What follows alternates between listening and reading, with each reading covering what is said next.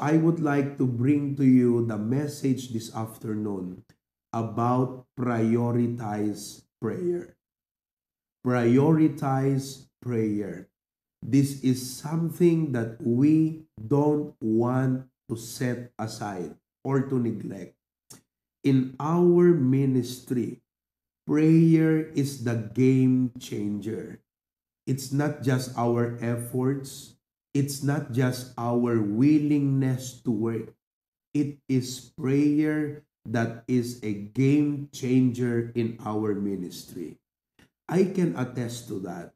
Well, from a biblical perspective, for example, sa buhay ni Jabez, dito sa First Chronicles chapter 4, makikita nyo sa verse number 10. Page 501 sa ating Bibles, ganito ang sabi, "And Jabez called on the God of Israel." Before I would read verse 10, let me share with you 9.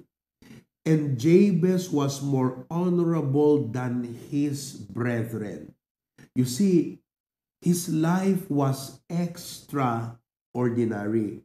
His brethren was living a common life, but he was more honorable. Angat po siya.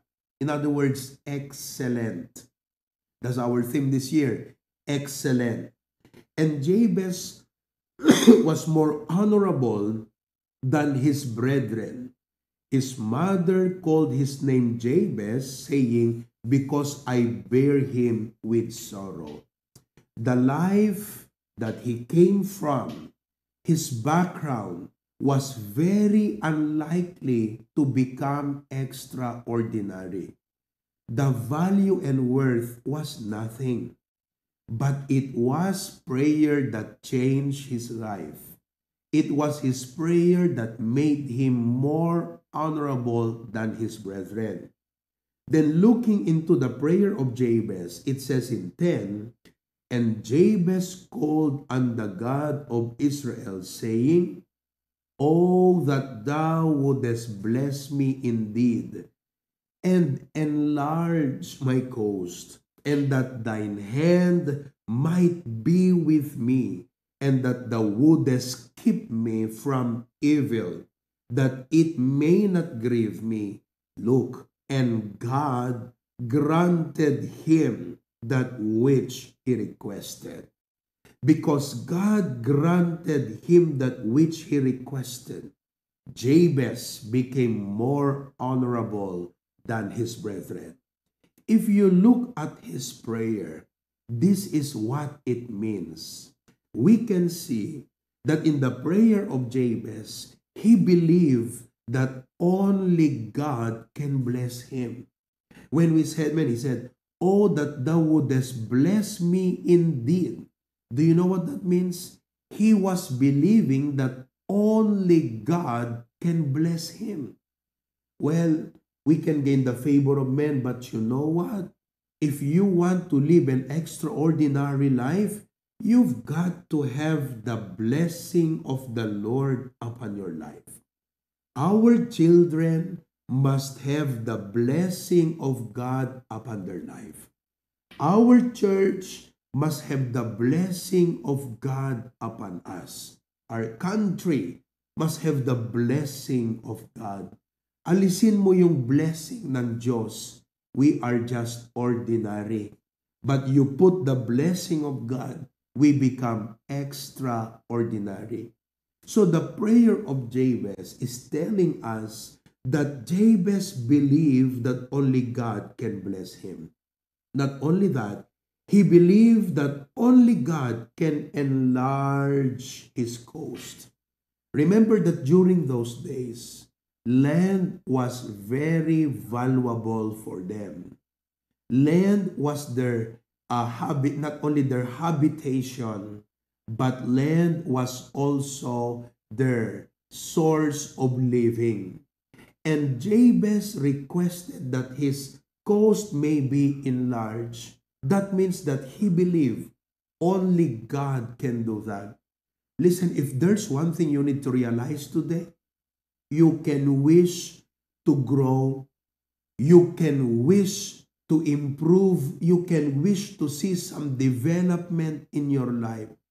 But only God can give the power to do that. So Jabez believed that only God can enlarge his cause. Not only that, only God can guide him. Sabi niya, that thine hand might be with me.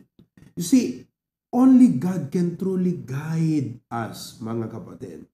No wonder his life, yung mga tinahak po niya, talagang naging maganda ang bunga sa buhay niya because the hand of God guided him. And not only that the wood has kept me from evil. He believed that only God can protect him. You see, that is what prayer can do. It is the real game changer in life. It turns us from ordinary to extraordinary. Like Jabez, he became more honorable than his brethren. Now, sadly and unfortunately, many Christians are not praying like they should. Maybe you are that Christian today. You are not praying like you should. Maybe your prayer is just like a drive-through. Very quick and very shallow. Well, there are many reasons, but let me share with you three reasons why Christians do not usually pray, why they don't prioritize it, why they are not devoted to it, why there's no intense desire in their heart to pray. Number one is because of the busyness of life. Busyness of life. Sino sa inyo ang masasabi niyo na sobrang busy niyo sa buhay? Napaka-busy mo sa iyong buhay. Okay? We live in a world where everything seems to be running at full speed. Marami ba sa inyo, meron ba sa inyo, pag umaga, parang laging nagmamadali. You're always catching up and running against time. School, work, family, social commitments, lahat ng ito'y tumatakbo ng mabilis. Parang isang makinang umaandar na halos mapagod na, mga kapatid. Is that how you feel today? You're just like an engine that keeps running, mga kapatid. Now, when you become too busy that you do not prioritize prayer, let me show you the tragic effect in your life. If you are just like an engine that when you begin to work and you just work double job, triple job, you're like an engine that keep running. Listen to me.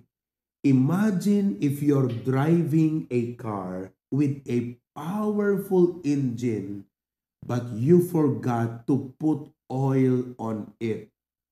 Isipin mo na yung makina, pinatakbo mo na walang oil. Ganyan po ang Kristiyano na busy sa buhay pero walang panalangin. The engine will overheat.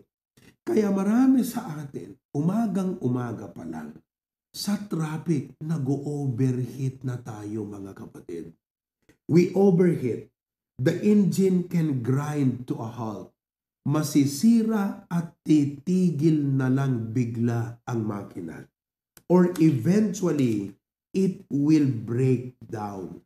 Same is true with us. If you think that you are too busy and you do not pray, you're just like that engine that begins to run but there's no oil. Imagine if an engine has an oil, it goes on running. At alam mo, if you have many responsibilities, you have many demands in life, you're like an engine of a car that runs on a long drive.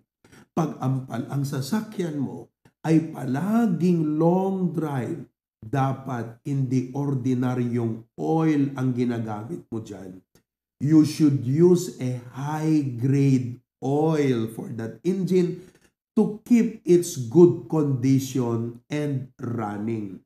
Listen, the more demands and responsibilities that you carry in life, the more you should improve the quality of your prayer life. Because like oil to the engine, your prayer life is the oil to your busy life. Kaya mga kapatid, hindi pwedeng kung walang oil ang engine, hindi pwedeng hindi mo i-prioritize ang panalangin. Now, even the Lord Jesus Christ, makikita natin mga kapatid, that He prioritized prayer. Alam nyo ba yon? In Mark chapter 1, verse number 35, ganito ang sabi ng Bible. Mark chapter 1, verse number 35. Okay? Mark chapter 1, verse 35. The Bible says, "And in the morning," umaga, "rising up a great while before day, he went out and departed into a solitary place and there prayed."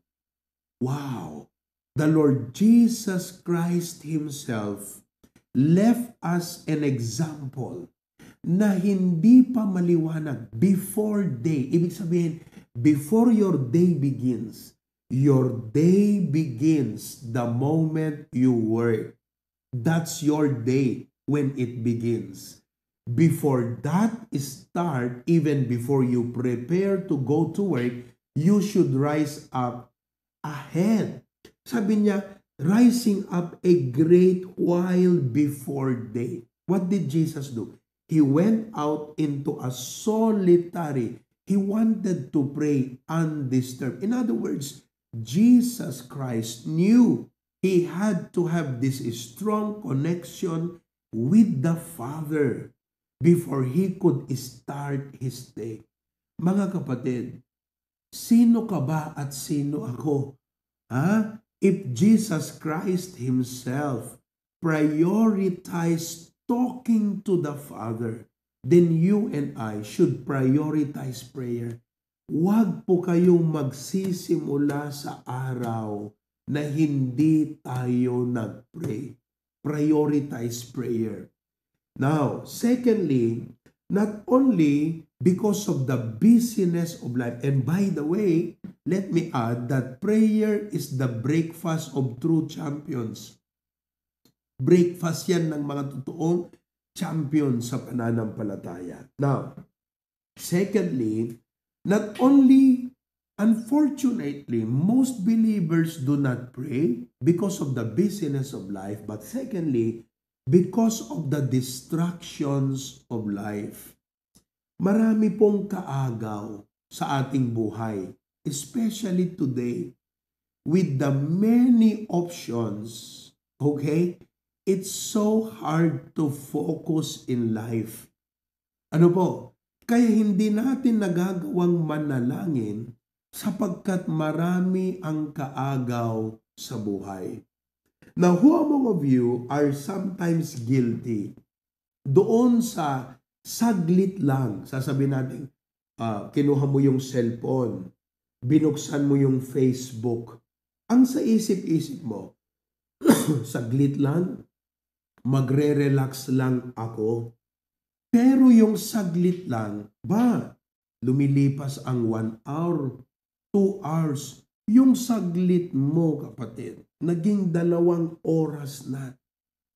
Think and compute of the many hours that we spend on social media, Netflix, YouTube, Instagram, TikTok. Oo. And how many minutes you spend only in prayer. And you expect great results in your life. You expect great results in your family. But we are not prioritizing the very game changer of our life. Mga kapatid, it's about time that we limit our screen time and spend more time praying to God. Mga kapatid, listen to me. We may have technologies, gadgets, and everything, but the real source of true power comes from our communion with God in prayer. Pag inalis mo yan sa buhay mo, listen to me, tayo walang kwenta mga kapatid, magiging mahina lang tayo. And you know, I do not just speak to you as regular people. I speak to you as your pastor. I look at you as leaders in families. I look at you as the influencers of society and community. And if we are to be powerful for God in public, we must spend more private time with God. Mga kapatid, that is why we should not allow distractions na agawin ang ating mga panahon at oras upang tayo ay manalangin. Distractions are stealers of time.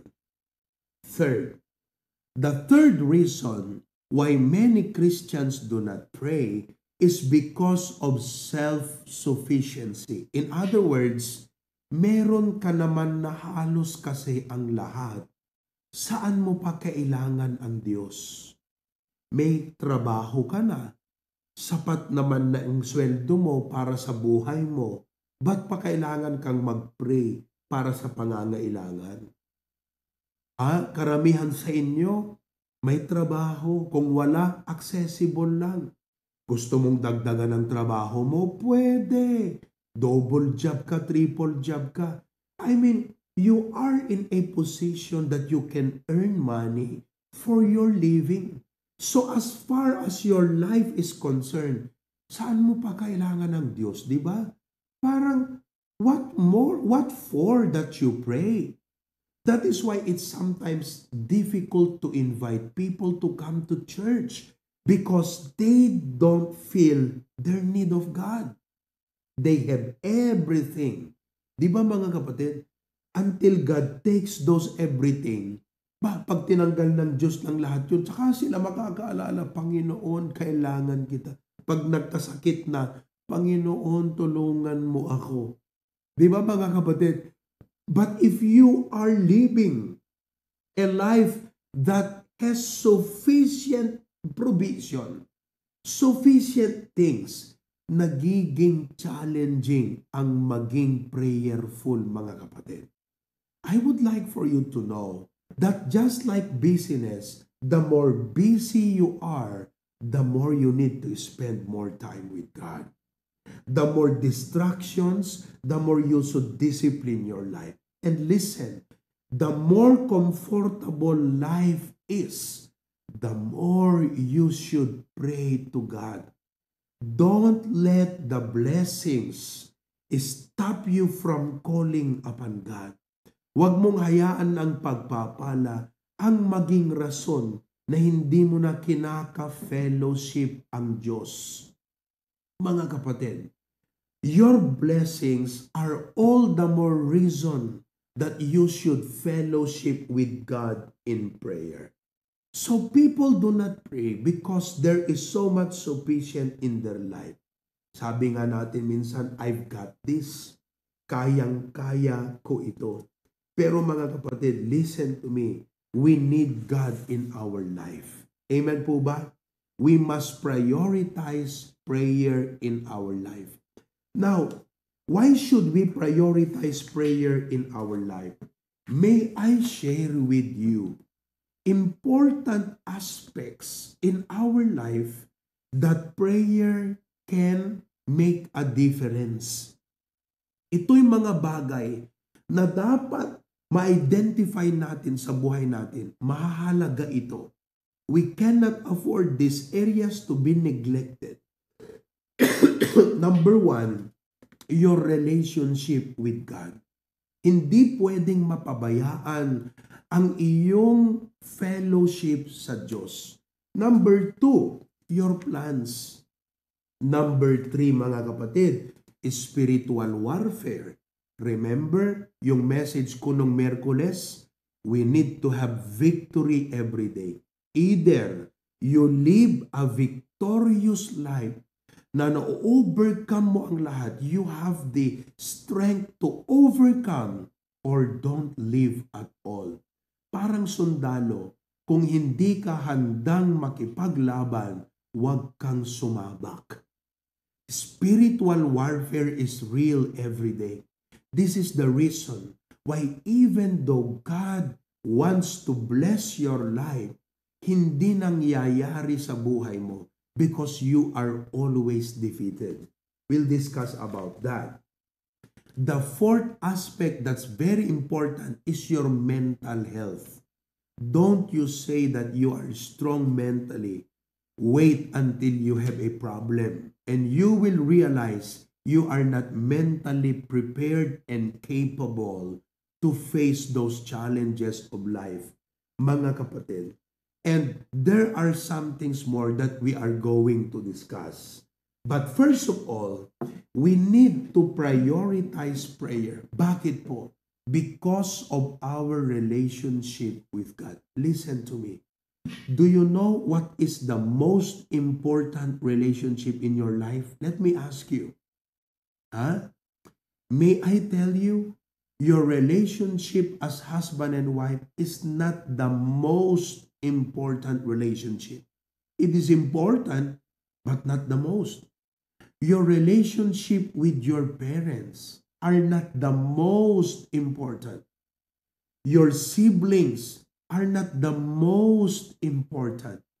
The most important person in your life is God Himself. Prayer is our key to fellowship with Him. He longs that we fellowship with Him. Ang sabi nga ng Bible, dito sa book of James, draw nigh to God and He will draw nigh to you. God wants intimacy. God wants intimates. Nais ng Diyos na may mga close sa Kanya, mga kapatid. Masasabi ba ng Diyos na ikaw ang isa sa mga close sa Kanya? Can you ask your seatmate, can God tell that you are one of the closest to Him? Oh, unfortunately and very sadly, mga kapatid, we may be close to our family, close to our friends, but unfortunately, we are not close to God. We are neglecting the most important relationship of all. Gusto kong ipaalala sa inyo, mga kapatid, God does not even need us. But He wants us. Akalain mo yun? Ang tao, kailangan ka, hindi kanya gusto. Your boss does not want you. They only need you. But God does not just need us. He wants us, mga kapatid. At sino ba tayo upang gustuhin pa tayo ng Diyos? Alam nyo, sobrang taas ang ego ng tao. Na parang ang taas ng tingin niya sa sarili niya. Kapatid, listen to me. We are just unworthy people. We are unprofitable sinners, mga kapatid. Pero dahil sa pag-ibig ng Diyos, naligtas tayo sa kapahamakan ng impyerno. At dahil kay Kristo na namatay at nagsuffer para sa kasalanan natin, pinapaalala ko lang sa inyo, kaya tayo nagkaroon ng buhay na walang hanggan at buhay na may katuturan. Sa Diyos galing yan. Brethren, listen. Can we not spare? Can we not set aside a time to commune with God? Kahit ang sabihin mo lang problems mo, He longs that you talk to Him. Kahit ang sabihin mo yung mga ask or petition mo sa buhay, but He longs that you talk to Him. Ka-fellowship dapat natin ang Diyos. That is the most important relationship. At alam nyo, that's what the devil is trying to keep us from. That's why he keeps the world busy. Don't you realize? Habang tumatagal ang panahon, people get busier and busier and busier. Walang masamang maging busy. Pero kung hinayaan mo ng pagiging busy, ay dahilan upang hindi mo maka-fellowship ang Diyos, nagkakasala ka sa Diyos. Naunawaan niyo mga kapatid? Oo. So this is just a very simple reminder, but very important, because I do not know your private life. I do not know what time you wake up in the morning. I don't know how many hours you spend in prayer every day. But this one thing I know, God longs for your fellowship, kapatid. That is why I am here to challenge and remind you, whoever you think you are, wherever you are, you must give a moment that you fellowship with God every day. Amen? Prioritize your prayer because of your relationship with God. Number 2, not only prioritize your prayer because of your relationship with God, but the second important aspect of your life is planning. I want you to know that one of the most important aspects in life is planning. You cannot afford to let the opportunity of time and chances go by that you did not plan out how to maximize your life. The best people are the people who always plan ahead how they will maximize their time, how they will manage their life, mga kapatid. Planning is very important. Now listen, there are 3 kinds of people in our place today, in your house today. Number 1, no planning. May mga tao na walang plano sa buhay. Tanungin mo ngayong katabi mo, may plano ka ba sa buhay, or what is your plan in life? Well, it was kind of funny but truthful. Kahapon, I was talking to the young ladies. Young ladies, listen. Planning is very powerful. Do not commit, ladies, do not commit yourself to a man who does not have a plan in his life. Kailangang may plano, sapagkat yung lalaki ang magdadala ng buhay mo. Mahirap pag walang plano, kapatid. Kaya nga ang pag-aasawa, may tamang edad. And it does not necessarily mean you ought to be 27 to get married. But 27 years old is matured enough to understand that life cannot pass without being responsible. And to be responsible, you have to plan things out. Kaya nga yung 27 years old, may plano na yan sa buhay eh. Yung 15 years old, anong plano? Nag-aaral pa lang yan. So again, there are many people who do not have plans in life. Secondly, wrong plan. May mga tao, may plano nga, pero mali ang kanyang mga plano. Listen, would you like to have the wrong plans in life? Parang God gave you the opportunity to live, but you had the wrong perspective plan. Kaya iba ang pinaggagawa mo, iba yung nasusunod mo na plano sa buhay mo. You must be thankful. Sa church natin, may perspective plan. Ito ang ating perspective plan. Ito ang will ng Panginoon sa atin. Oo. Sabi ng Bible sa Ephesians 5, tignan mo ha, huwag kang maging unwise, sabi niya. Ephesians chapter number 5. in verse number 17, wherefore be ye not unwise, but understanding what the will of the Lord is. Mga kapatid, do you have the right plan in your life? Do you have the will of God? Yun. So, ano yung number 1? No plan. Number 2, wrong plan. Number 3, right plan. What you want in life is the right plan.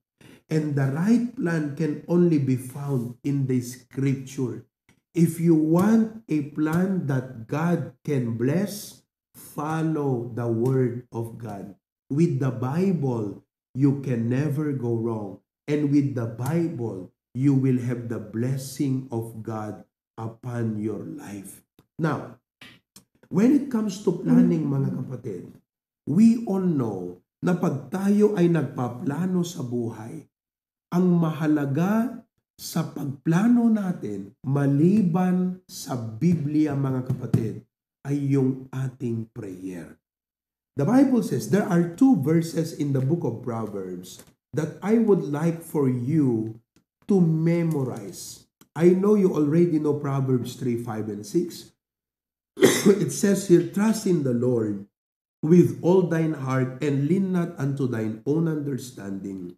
In all thy ways, encircle the word ways, acknowledge Him, and He shall direct thy paths. Let's jump to another verse. I want you to see Proverbs 16 verse 3. Ang sabi ng Proverbs 16 verse 3, commit thy works unto the Lord, and thy thoughts shall be established. Listen to me. Dalawang bagay ang nais ng Diyos na dapat nating ilapit sa Kanya. Number 1, our ways. Ways speaks yung ating tinatahak. Now, remember this. You have to be careful kung anong tatahakin mo o desisyong gagawin mo sa buhay.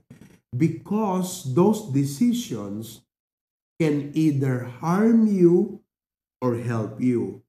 Those decisions will be a burden to you or will be a blessing to you. Kaya kung ikaw ay driven by flesh and you did not allow prayer to take place para ayusin ang isip mo at tulungan ka sa planning mo, you will tend to follow your own impulse in life. Katulad ka nung prodigal son, that you would go where you want to go, do the things you want to do, at the end, magsisisi ka at sasabihin mo, I wish I listened, I wish I prayed for my decisions.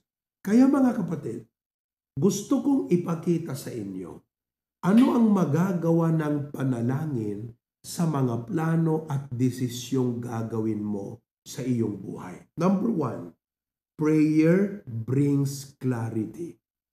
Ang panalangin, nagbibigay ng liwanag sa iyo. Liwanag kasi minsan hindi natin alam kung tama o mali yung ating desisyon. We are left in a crossroad. Diba? Kaya ang sabi ng Bible sa James 1:5, if any of you lack wisdom, let him ask of God, that giveth to all men liberally and upbraideth not, and it shall be given. Ang ganda. Tingnan nyo maigi ha. Sabi doon, if any of you lack wisdom, let him ask of God. When you begin to realize that you lack the wisdom, that you cannot depend on your feeling or on the pressure of your family, the pressure of the people around you, naguguluhan ka sa gagawin mo, nagko-conflict sa isip mo, alam mo ang dapat mong gawin, humingi ka ng wisdom sa Panginoon. And wisdom will give you clarity in your mind. Wisdom will show you the right thing. Tutulungan ka ng Diyos na maalala mo yung mga principles at laws sa Bible na magsisilbing gabay. And as God will give you the wisdom by showing you the principles of the Bible, liliwanag, lilitaw kung ano ang dapat mong gawin sa buhay. It will become clear. Kasi ang gagawin mo lang dyan, kapatid, parang i-check mo lang eh. 'Di ba? Kumbaga, bilang isang believer sa Bible, i-checklist mo lang eh, Lord, naguguluhan ako. I feel I have to do this because I am being pressured. Or I feel I have to do this because it's what I want. But it's not what I want. It's not what people say. It's what you say. So please, Lord, make your will clear in my mind. And I will tell you, God will give you clarity in mind when you pray for your plans and decisions. And after that, you will be confident to decide because you are deciding from a clarity of mind. Naunawaan po niyo? Pangalawa, not only prayer brings clarity, but secondly, prayer invites God's intervention. That is very important. Hindi ko alam kung naiintindihan niyo mga kapatid. Pero ang intervention, ito po ay wala sa ating kakayanan. The life ahead of us is beyond our control. We can plan and we can step ahead. But we need God to work in the hearts of people. We need God to arrange situations. We need God to work sa mga circumstances sa buhay natin. Maybe it's not just plan. Maybe you have problems. Maybe you're thinking of solutions. And you need the intervention of God. Listen to me. Divine intervention is real, mga kapatid. Divine intervention is real. Baka akala nyo, you don't have to DIY life. What is DIY? Do it yourself. No. Do it with God.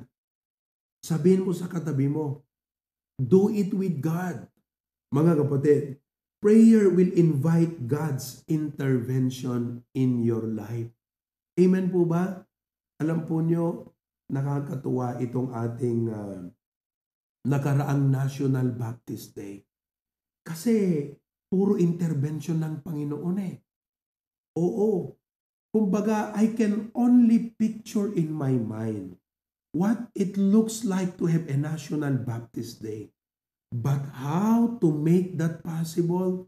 Only God can make it possible. Kaya when I was calling pastors prayerfully. Sabi ko, Lord, please work in the heart of this pastor. Nakakatuwa, pagtawag ko sa kanya, ipapaliwanag ko yung proposal. Alam mo ang sagot, Pastor, we are all support kami sa gagawin natin. Wow! Amen? Tapos unti-unti, akala ko noon 4 lang ang pastor na sasali. Biruin mo yun. Sa akin, Lord, okay na yung 4 kasi kung yung 4 nagdala ng tig to 20, 80 na yun sa ngagasot. Eh kung 300 pa kaming HBBC, puno na kami. Pero alam nyo, from 4 naging 28.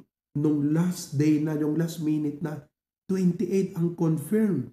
Tapos nung kinagabihan na yon, 38 ang pastor na dumating. That is God's intervention. Alam niyo pa, kumilos pa ang Diyos sa puso ng ating pulis. The provincial director of PNP sent 30 PNP personnels, more than 10 SAF, Special Action Forces, nagpadala pa ng mga K9 units, yung magdidetect ng bomb threat. Nakipag-coordinate pa sila sa ating health center for emergency. Nakipag-coordinate pa sa BFP. Just try to imagine, nandyan ako sa pulpit, Everything was just running smoothly sa mga kalsada, sa highway, sa mga street. What do you call that? God's intervention. Kung ikaw lang, maliit lang ang magagawa mo. Pero pag ang Diyos kumilos, malaki ang magagawa. Amen po ba? So, prayer invites God's intervention. Letter C, prayer protects us from bad plans. Pag kinumit mo yan sa Diyos, sabi mo, Panginoon, alam ko not all plans are from you. My idea may be good. I don't know if it is the best. If it is not your will, O God, protect me from making the wrong decision. Pagaganda nun. Hindi ko alam hindi ko alam kung it matters to you na may right and wrong decision, kapatid. Baka sa'yo, ang mahalaga lang, anong gusto mo. No, hindi yung gusto mo lang ang mahalaga. Kailangan malaman mo na hindi lahat ng gusto mo, right. Oo, may mga wrong din dyan. Kaya may mga tao kasi walang pakialam kung yung decision niya right or wrong. Basta daw, yun ang gusto niya. Apakahirap turuan ng mga taong ganyan. Alam mo, bilang pastor, mahirap din kitang ipag-pray na i-bless ng Panginoon. Kung ganun ang mindset mo na walang right and wrong sa'yo, basta yung gusto mo lang. Kapatid, you've got to realize there is a right decision. There is a wrong decision. There is a rejoicing end. There is a regretful and pagsisisi. Kapatid, and that is why when you realize these two realities of life, that's when you need to ask God to protect you from making bad decision in life. O, gusto mo bang gumawa ng maling desisyon na pagbabayaran mo sakit ng ulo mo ng habang buhay? Kung pwede mo naman sanang naiwasan. Kanya lang, wala kang sistema about right and wrong. Ang sistema mo lang, itong gusto ko, itong feel ko, wala kayong pakialam. Trip ko, pigilin. Ganun tayo, ayaw nating mabad trip. Pag mayroong magbibigay sa atin ng advice, kapatid, listen to me. God loves you, that God wants you to hear this warning. There is such thing as bad decision, but you can avoid that if you pray for your decisions in life. Number 4, prayer provides favor and breakthrough. Wow, this is so good. Kasi mga kapatid, ganito yan. Sa planning, pag nagplaplano ka, akala mo, alam mo na lahat, kita mo na lahat. Ang totoo, ito lang ang nakita mo. Ang Diyos, ito ang nakita niya. Kumbaga sa parada, pare, yung mga nagmamarcha sa kalsada, pag nagparade ka sa kalsada, ang makikita mo lang yung unahang parte ng parada at saka yung dulo or ipos, buntut ng parada. Pero subukan mong umakyat ka sa 10-story building. Hindi lang unahan at buntut ang makikita mo sa parada. Marami ka pang makikitang anggulo pag nasa taas ka. Ganyan po ang Diyos. Why would you not pray and consult with God when God can see more than you do? His thoughts are higher than your thoughts. He can take your ideas way better. That is why don't be too proud of yourself. Even the best idea you think you have, you come to God and say, Lord, you know better than I am. You see more than I can. I entrust this idea and I need you to guide me through. And as God will guide you through, He will provide favor. Once your plans will be aligned to the will of God. Listen to me. Pag na-align ka sa kagustuhan ng Diyos, God will open doors that might have stayed otherwise closed. God provides resources. He will provide wisdom, favor needed to execute your plan successfully. Hindi ko alam kung nakaka-relate po kayo sa aking sinasabi. Pero bilang pastor, many times ko na pong napatunayan ito. Na sa ating ministry, parang imposible, hindi mo alam saan manggagaling. Pero sige lang, sunod ka lang sa Diyos. Makikita mo, may mangyayari. God provides. That's why I tell you, prayer is the real game changer of life. It's the real game changer of your relationship with God. Would you like na ang relasyon mo sa Diyos dry? Deteriorating? Pag ang relasyon mo sa Diyos dry, dead, and deteriorating, mga kapatid, walang kwenta ang buhay mo. Ang Diyos lang ang nagbibigay ng totoong value sa buhay mo, kapatid. Hello? And number 2, prayer is the real game changer in your planning. So kung wala pa kayong plano sa buhay, parents, help your children tonight. Pag uwi nyo sa bahay, sit down with your children. Kung nakakaintindi na yan sa buhay, you start to talk to them about the will of God. Sabihin mo, anak, what is your plan in life? Pag nakatapos ka sa pag-aaral, what do you think you need to take? Can we pray about it? Gagayad kita, anak. Siguraduhin mo na ang plano na gagawin mo, hindi ka ilalayo sa ministry. Hindi ito malayo sa kalooban ng Diyos, kundi ito ay malapit sa kalooban ng Diyos para sa iyo. I-guide natin ang ating mga anak sa planning. Then let us pray with them. Amen, mga kapatid. And I know that God will bless our life. O nagsaya atin, ababalang tibiyad tirabaw iti daga. Hiniram lang natin ang buhay natin sa Diyos. At huwag sanang maaksayalan. Don't let time and chance go by. Day and weeks and months pass na hindi mo plinano paano mo i-maximize ang lahat ng mga ito. I encourage you to plan, but I encourage you to seek the will of God and pray and ask God to guide you through. Prayer is the real game changer. Therefore, prioritize prayer. All of God's people say, Amen. Manalangin tayo. Dakila naming Diyos, marami pong salamat sa oras na ito. Salamat sa mensahe na iyong pinadala sa amin. Alam ko na may plano ka sa buhay ng bawat isa at sa aming church, Panginoong Diyos. The Great Commission is worldwide. There are many souls that need to be saved. Places where we need to plant churches.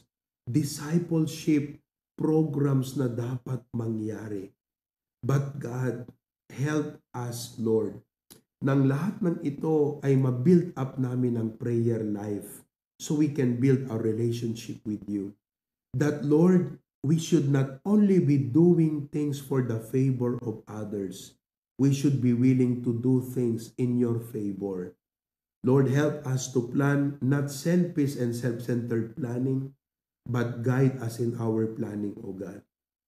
We commit everything to your hand. Thank you. In Christ's name we pray. Amen. God bless you, mga kapatid.